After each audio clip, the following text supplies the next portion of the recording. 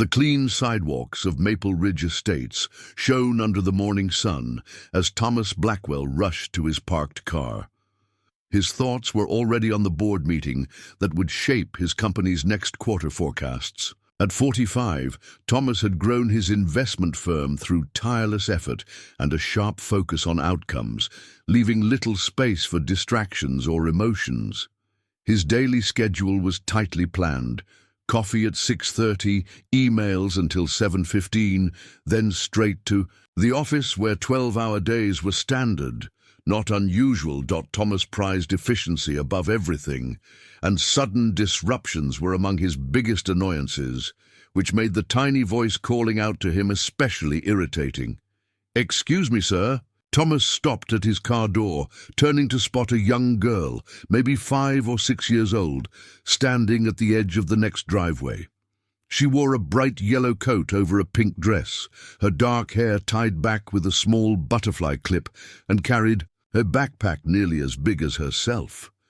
"Yes," Thomas answered shortly, glancing at his watch with clear impatience. "Can you walk me to school?" the girl asked with the plain honesty only little kids have. "I'm Sophie, and I live right there." She pointed to the house next door, which Thomas had hardly noticed despite living beside it for 3 years. Thomas looked at her puzzled. "Walk you to school? Where are your parents?" Sophie's face grew a bit sad. "Mom had to leave for work really early today, and Dad lives far away now. Mrs. Patterson next door usually walks with me, but she's sick today." Thomas felt a spark of frustration at this unexpected wrinkle in his morning plans. "Surely someone else can help you?" "I have important meetings." Sophie thought about this carefully, then shook her head. "I asked everyone I know yesterday. Mrs. Patterson said if she was still sick today, I should ask a grown-up neighbor to help me get to school safely." The practical side of Thomas's mind quickly listed reasons this wasn't his job. He didn't know this child or her family. He had pressing work to handle. Getting involved in a neighbor's childcare issues could set a bad precedent. But something about Sophie's calm acceptance of her situation made him hesitate. She wasn't crying or demanding. She had simply spotted a problem and was steadily seeking a solution, tackling it with a practical determination that reminded Thomas of his own approach to work challenges. "How far is your school?" he asked, despite himself. "Just 3 blocks that way," Sophie said, pointing down the tree-lined street. "It takes about 10 minutes to walk. Mrs. Patterson says the crossing guard knows me, so I can walk home alone after school." Thomas glanced at his watch again. 10 minutes would make him slightly late for his meeting prep, but not disastrously so, and the thought of a small child walking alone through the neighborhood, even a safe one, felt unsettling. "All right," he said with a sigh, "but we need to walk fast. I have appointments." Sophie's face brightened with genuine thanks. "Thank you so much, sir. I promise I can keep up." As they started down the sidewalk, Thomas found himself slowing his long strides to match Sophie's shorter steps. She chatted freely as they walked, pointing out houses where her friends lived and sharing details about the neighborhood Thomas had never noticed, despite living there for years. "That house has the prettiest flowers," Sophie said, pointing to a garden Thomas had passed countless times without really seeing, "and Mrs. Chen in the blue house always waves at me when I walk to school." Sure enough, an older woman appeared at the blue house's window and waved cheerfully. Without thinking, Thomas waved back, earning a happy smile from Sophie.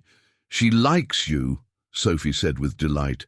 "Mrs. Chen is really kind. She sometimes gives me cookies she bakes." At the school crossing, the uniformed guard greeted Sophie warmly. "Good morning, Sophie. Who's your walking buddy today?" "This is my neighbor," Sophie said proudly. "He helped me get to school safely since Mrs. Patterson is sick." The crossing guard smiled at Thomas approvingly. "That's very kind of you. Sophie's one of our most dependable students." At the school entrance, Sophie turned to Thomas with earnest eyes. "Thank you for walking with me. It was way more fun than walking alone.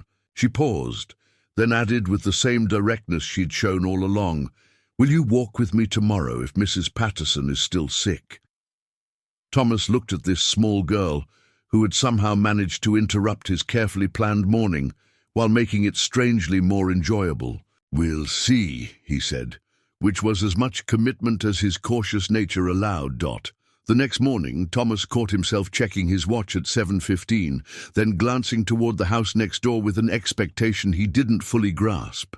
When Sophie stepped out her front door, looking hopefully his way, Thomas felt a shift in his chest. "Good morning, Sophie," he called, surprising himself. "Ready for our walk?"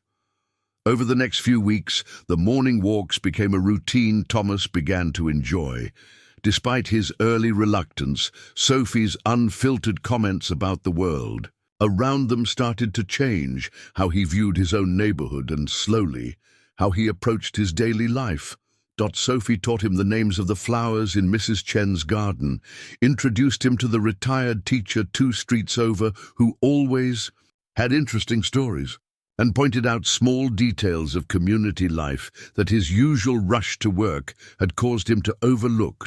In return, Thomas began to notice qualities in Sophie that echoed his own best work instincts.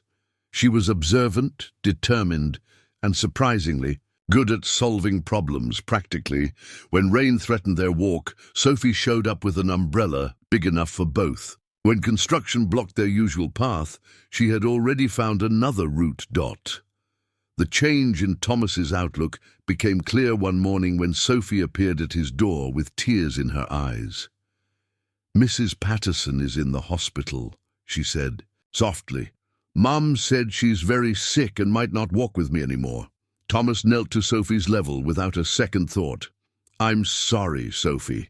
Mrs. Patterson is lucky to have such a caring friend." He paused, then added with a certainty that surprised him, "But you don't need to worry about getting to school. I'll walk with you every morning as long as you need me." Sophie's face lit up with relief and gratitude. "Really? Every day?" "Every day," Thomas confirmed. "We're neighbors, and neighbors help each other."